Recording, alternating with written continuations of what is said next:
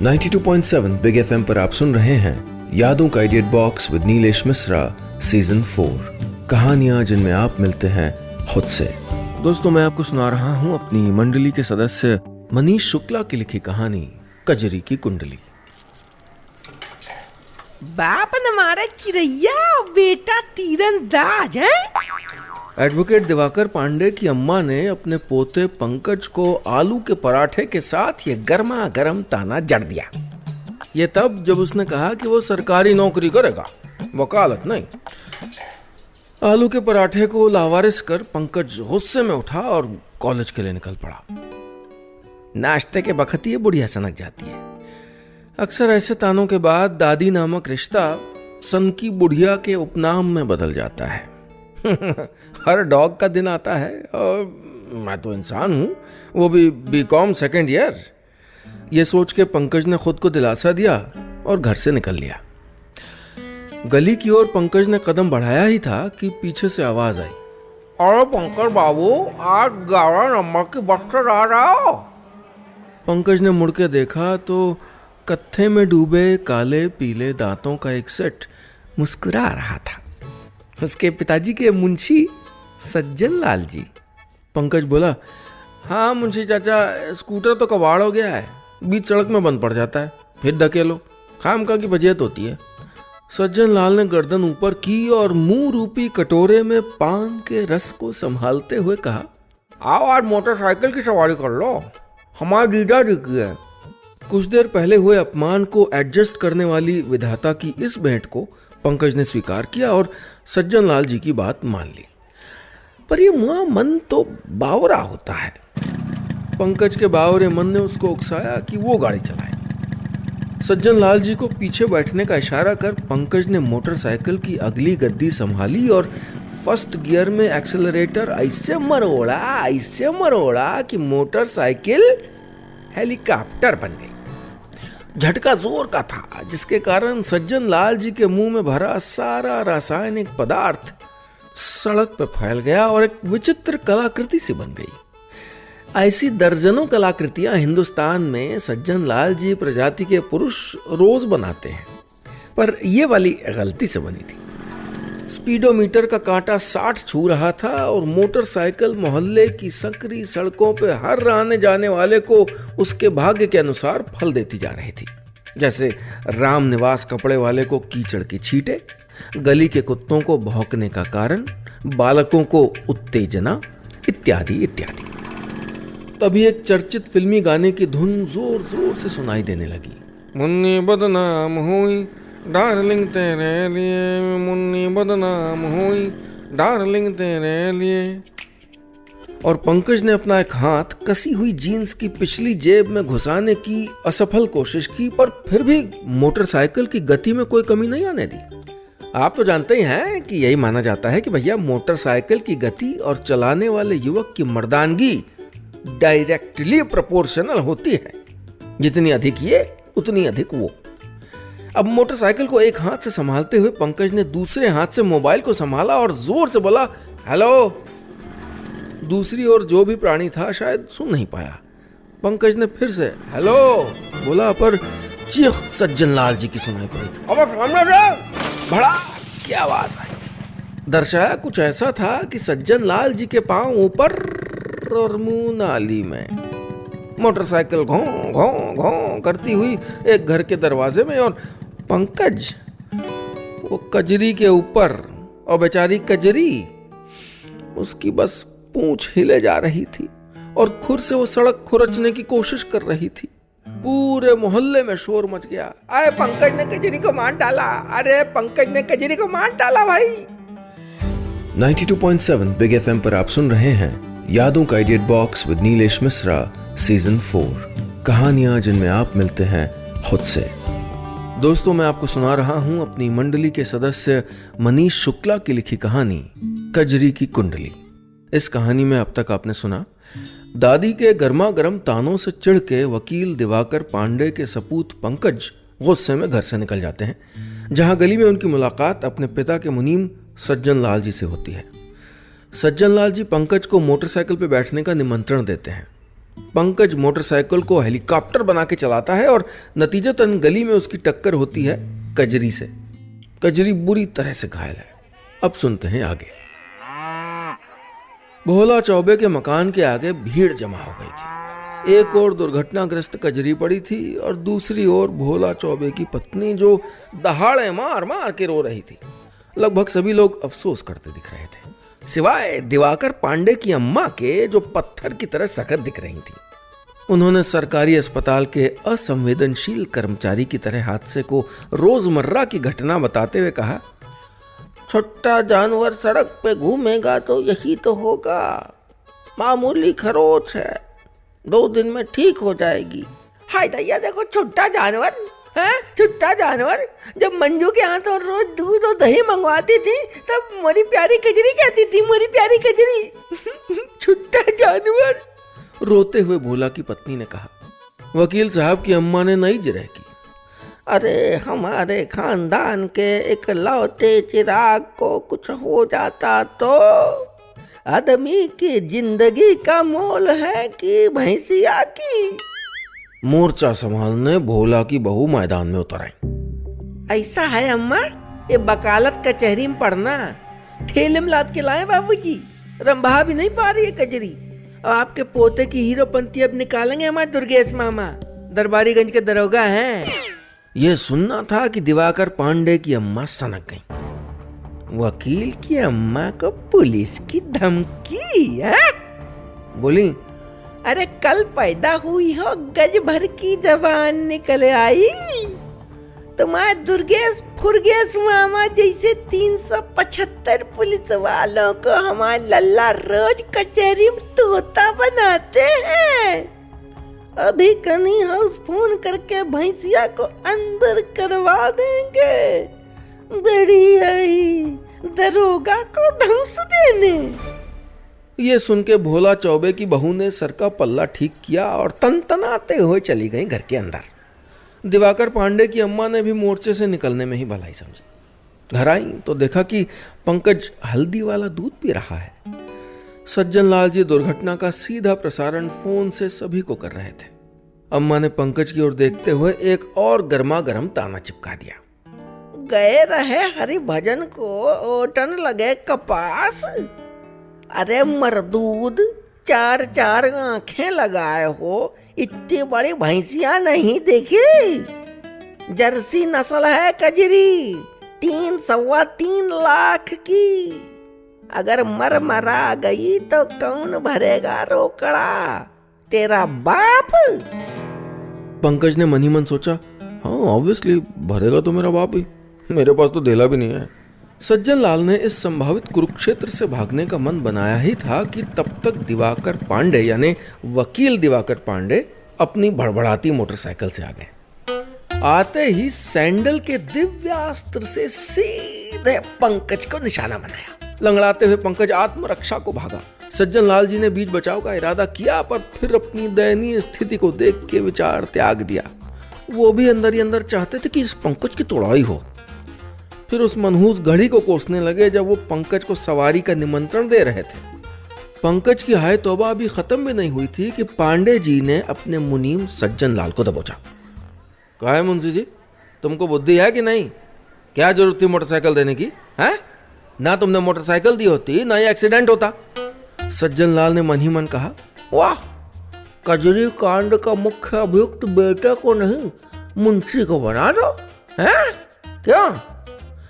सज्जन लाल जी ने खिसिया के कहा, ये अच्छा है, करे कोई भरे कोई। अरे आपके सपूत ने हमारे शमशान जाने की व्यवस्था तो कर दी थी, है? अरे सनी चल रहा है हमारा। अब जाइए और जानवरों के अस्पताल से डॉक्टर कुशवाहा जी को बुलाइए। इन दोनों मर्दों का तो बुरा हाल था, लेकिन कोशिश जारी थी कि बेचारी कजरी किसी तरह ठीक हो जाए।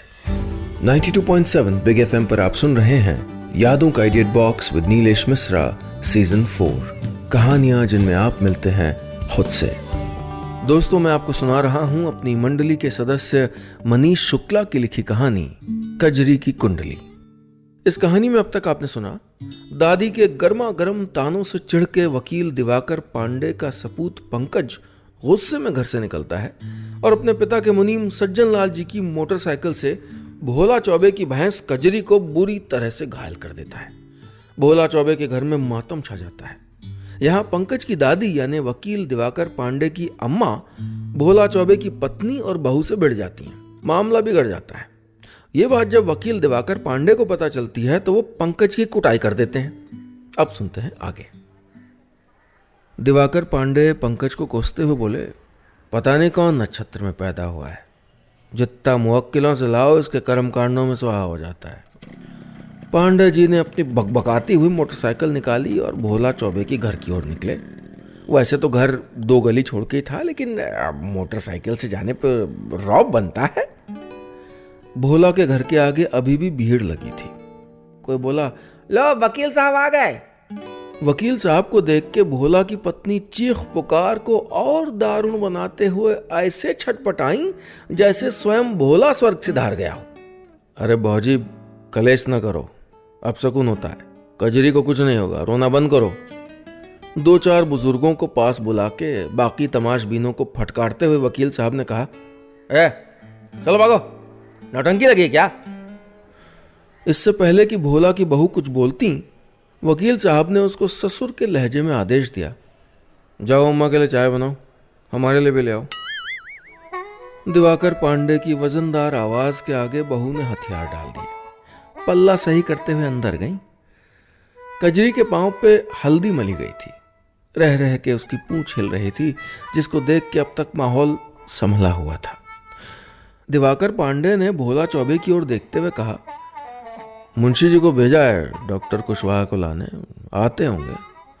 चौबे जी, रत्ती भर भी टेंशन ना लो, कजरी को आईसीयू में भी ले जाना पड़ा तो ले जाएंगे, वकील की जबान है, भरोसा रखो।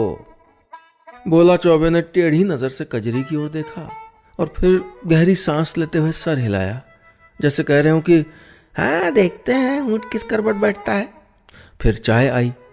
कैसी विडंबना थी, कैसी विडंबना थी कि जिस कजरी के दूध की गर्मा गर्म चाय की चुस्कियां ली जा रही थी, वो बेचारी पानी भी नहीं पी पा रही थी। तब तक डॉक्टर कुशवाहा आ गए।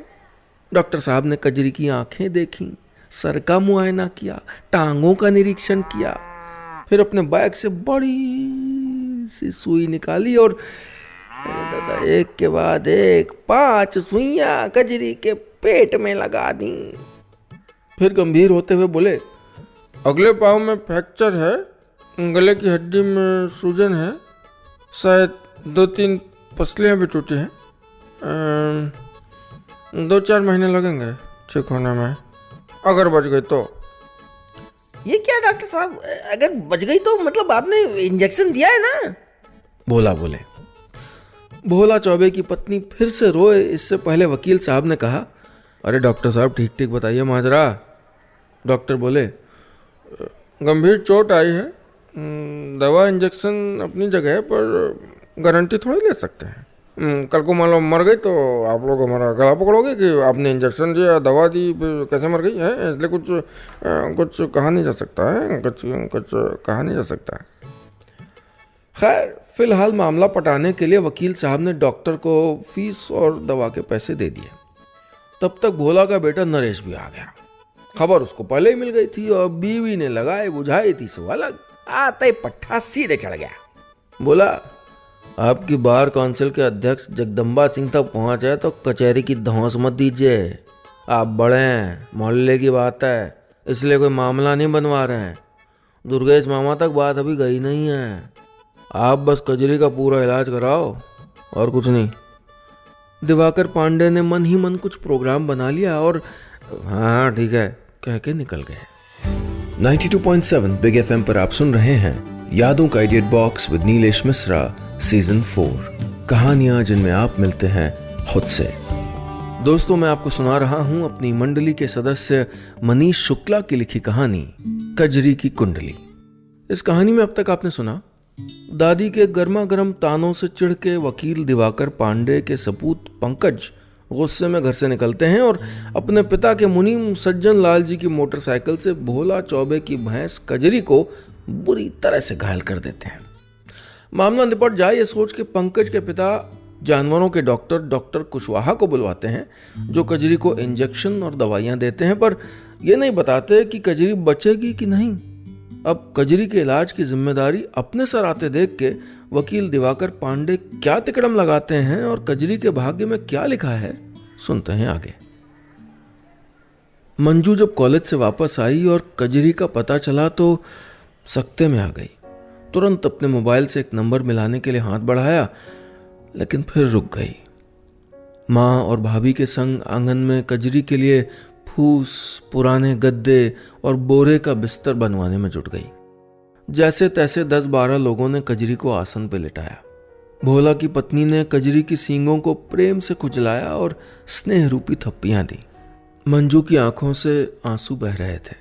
नरेश ने मंजू को देख के ताना मारा, यह लफंटर पंकज बाबू का कारनामा है, इसीलिए उससे मिलने जुलने को मना करते थे, देख लिया उसके लक्षण। उधर दिवाकर वकील के घर में अलग आग लगी थी। आज 1100 की चपत ने दिवाकर पांडे की खोपड़ी को ईंटों का भट्टा बना दिया था। प्राणी जगत से चुने हुए पशुओं के नामों से वो अपने बेटे पंकज को सुशोभित कर चुके थे। अम्मा ने खाना परोस दिया था। दिवाकर पांडे को चावल में दाल मिलाते हुए नरेश की बात कचोट रही थी। कजरी के इलाज का खर्चा, अब कजरी बच गई तो छोटा नुकसान, नहीं बची तो बहुत बड़ा नुकसान।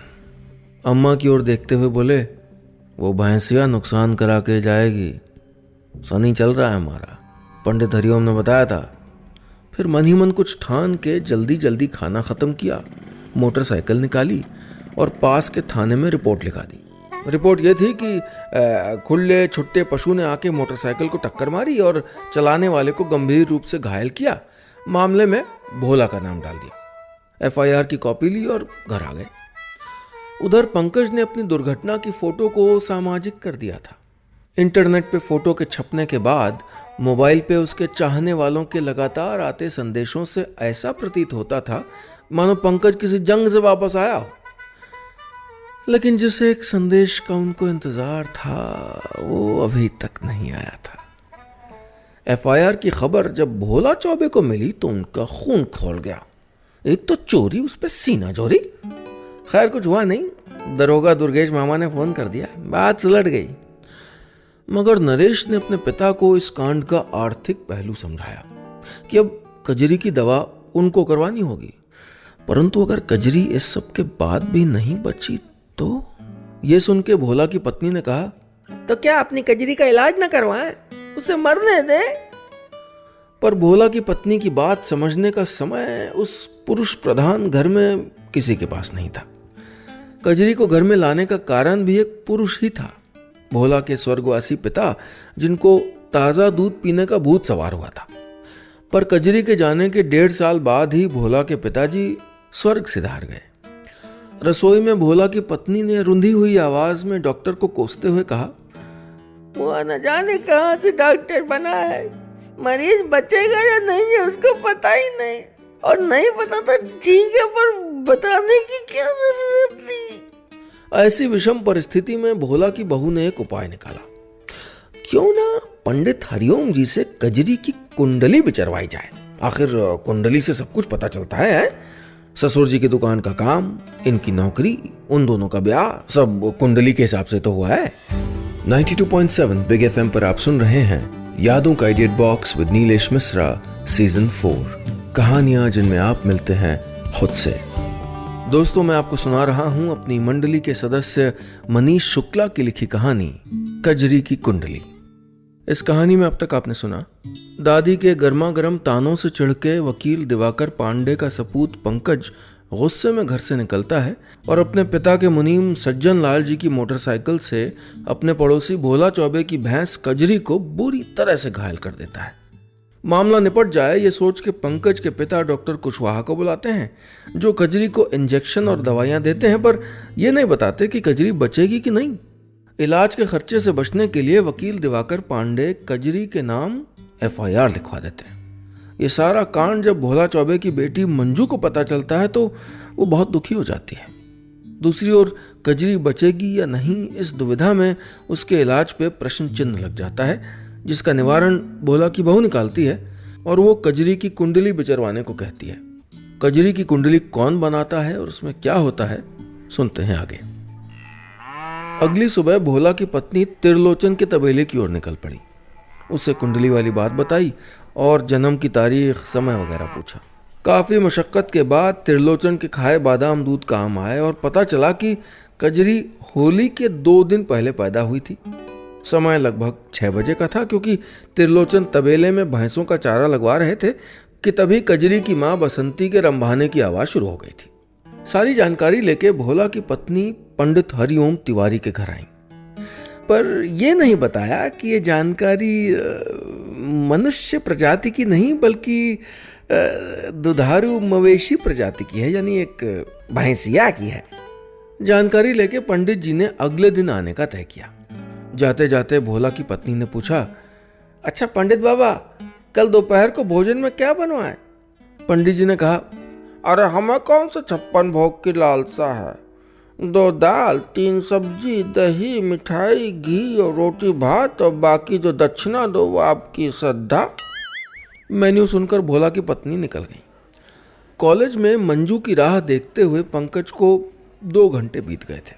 मंजू यानी भैंस के मालिक की बेटी, उस भैंस के मालिक की बेटी जिस भैंस को पंकज ने घायल कर दिया था।